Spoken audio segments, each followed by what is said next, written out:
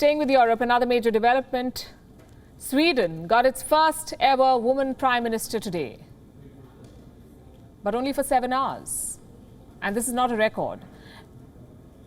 The 34th President of Mexico, Pedro Lascurain, served as the country's president for only 45 minutes. So 7 hours is not that bad. But why did Sweden's Prime Minister resign? Why did she step down? She's known as the bulldozer in her country. That's the reputation she has. She served as finance minister for 7 years. She has a no-nonsense attitude, apparently. Andersson, the prime minister, ex-prime minister, ticks all the right boxes. So why did she have to step down within 7 hours? Our next report has the answers. Förslaget att utse Magdalena Andersson till statsminister. She was chosen as Sweden's first female prime minister. But she did not survive even one day on the job. Magdalena Andersson had to resign just 7 hours after taking oath. Jag har nu träffat talmannen och begärt att... I have now met with the speaker and left my resignation as prime minister, but I've also let him know that I'm still ready to become prime minister, but of a one-party government. För en socialdemokratisk enpartiregering. Why did Andersson resign? It was because of the budget proposals. Andersson had to deliver on day one. Her first task was to push her budget plans through parliament. But she couldn't cobble up the numbers. The opposition parties united. They wrote their own budget proposals with politicians from the far right. The opposition had the majority. Their budget was passed.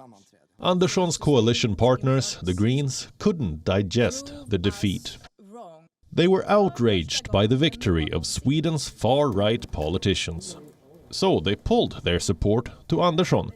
We have searched government power to carry through green politics. It is not the task for the Green Party to let through a budget negotiated by the Sweden Democrats.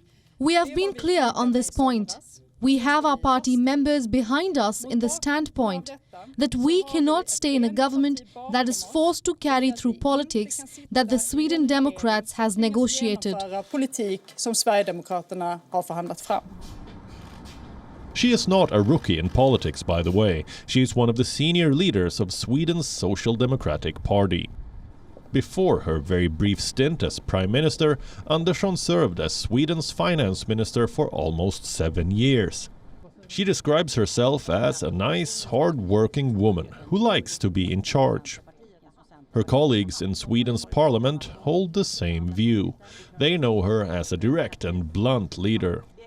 Swedish public television recently profiled Andersson. They gave her a title, the bulldozer. Unfortunately for Andersson, her straight shooting skills are now proving to be an impediment. In Swedish politics, consensus is the law of the land. Political parties in the country today are deeply divided. Those divisions are clearly visible in the makeup of the parliament. No party enjoys a majority, so any prime minister will have to work with other parties to push their legislative agenda. Andersson says she wants to return to the Prime Minister's office. She can.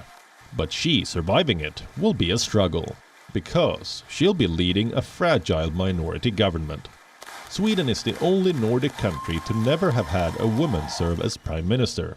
That jinx was broken today. But as long as the country's parliament is fractured, any Prime Minister, woman or man, will remain an ineffective leader.